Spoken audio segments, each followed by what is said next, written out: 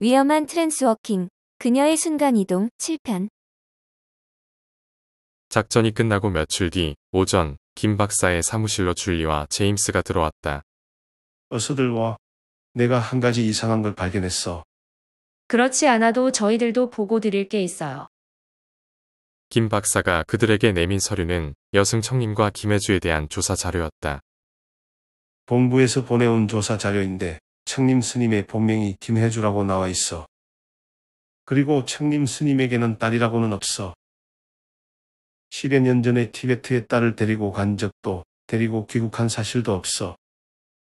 이게 어떻게 된 걸까? 김혜주 씨가 바로 청림 스님, 즉 두 사람은 동일한 인물이니까 당연하겠지요. 저는 처음 두 사람이 같이 나타날 때부터 그렇지 않을까 하고 느꼈어요. 그래서 중국에 알아봤더니 청림 스님에게 딸이 있다는 건 금시초문이라더군요. 그 말이 맞는 것 같습니다. 두 사람은 시간 정지 상태에서 우리에게 다른 사람인 것처럼 보였을 뿐입니다. 그날 회의실에서 두 사람이 나란히 앉아있던 장면이 제 눈에 설치된 디지털 카메라에 일반 카메라보다 초고속으로 녹화된 게 있어요. 그 당시 제게 잡히는 두 사람의 이미지가 흐릿해서 뭔가 석연치 않다고 느끼고 지나쳤는데 오늘 줄리가 그 얘기를 꺼내서 영상을 정밀 분석해봤습니다. 그랬더니 결과가 어떻게 나왔나? 사람의 눈에는 1초에 30개 이상의 장면이 비추면 자연스럽게 느낍니다. 망막의 잔상 때문이지요. 초고속 녹화 영상에는 정지 장면에 두 사람이 동시에 잡힌 게 한 장도 없어요. 두 사람이 1초에 30번씩 교대로 번갈아 나타났어요. 즉, 한 사람이 매 순간 모습과 위치를 바꾸면서 교대로 보였던 거죠. 충분히 그럴 수도 있겠군. 청림 스님에게 어떤 사정이 있었을 거라는 생각이 드는데 하여튼 잘 알았네. 그럼 줄리 자네도 여러 사람으로 보일 수 있겠군. 네, 그래요. 그래서 조금 전에 저도 제 사무실에서 연습을 몇 번 해봤어요.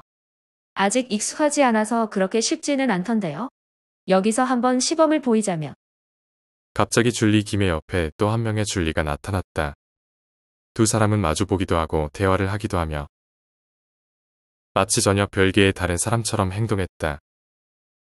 두 명의 줄리를 멍하고 바라보는 김 박사와 제임스의 뒤쪽에 세 번째 줄리가 갑자기 나타나서 두 사람을 깜짝 놀라게 하기도 했다. 자네의 트랜스워킹 능력은 나날이 발전하고 있군. 그 능력의 한계를 모르겠어. 김 박사는 세 명 중 누구를 보고 얘기를 해야 할지 몰라서 그들을 번갈아 보며 말했다. 세 명의 줄리는 동시에 입을 맞춰서 대답했다. 호호, 박사님, 세 명 다 진짜니까 누구를 보고 얘기해도 전 상관없어요. 저도 그 끝이 어디일지 그건 잘 모르겠어요. 그렇지만 확실한 건 저는 김혜주 씨 아니 청림 스님 같이 복장과 용모까지 다르게 해서 동시에 나타날 수는 없어요. 그건 왜 그렇지? 서로 트랜스워킹 방식이 다르기 때문이죠. 저는 순간적이고 불연속인 공간 이동 방식이기 때문에 공간 제약은 없지만 시간 제약은 있어요. 그래서 순간 이동을 하면서 모습을 바꿀 수는 없어요. 그 대신 청림 스님은 연속적인 시간 정지 방식이기 때문에 시간 제약은 없지만 공간 제약이 있어요. 그래서 멀리 떨어진 서울과 부산에서 두 명이 동시에 나타날 수는 없어요. 저는 그게 가능하지요. 굳이 비유를 하자면 저는 디지털 방식이고 청림 스님은 아날로그 방식이에요. 그럼 자네의 트랜스워킹 방식이 더 낫다는 말인가?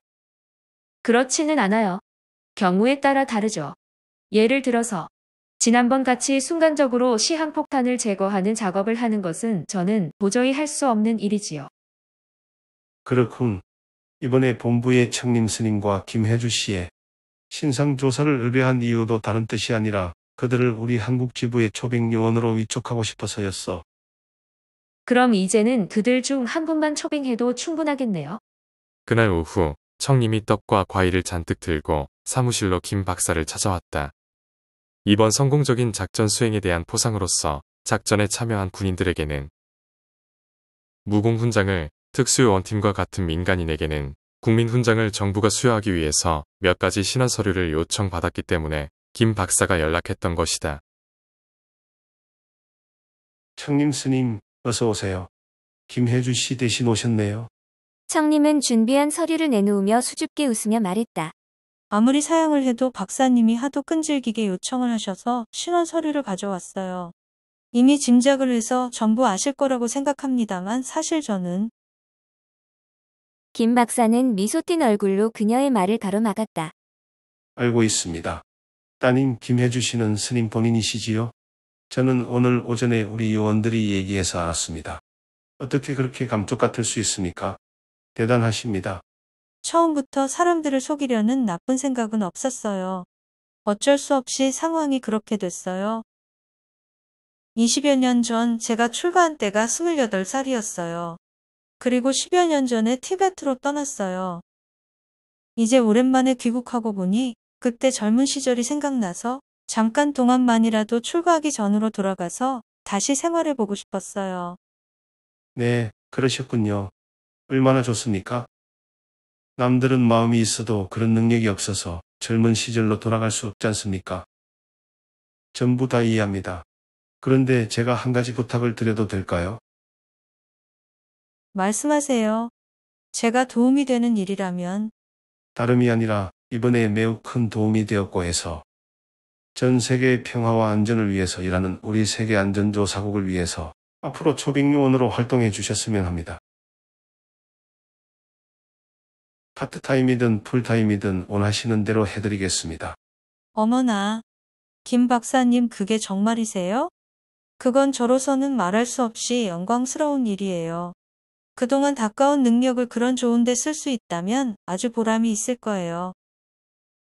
그 말과 함께 청님은 어디론가 사라지고 그 자리에는 긴 머리에 청바지 차림인 김혜주가 활짝 웃는 얼굴로 앉아 있었다. 때마침 청님이 가져온 떡과 과일을 쟁반에 차려들고 김 박사의 사무실에 들어오던 제임스와 줄리가 이 장면을 보고 환한 얼굴로 그녀에게 힘찬 환영의 박수를 쳐주었다.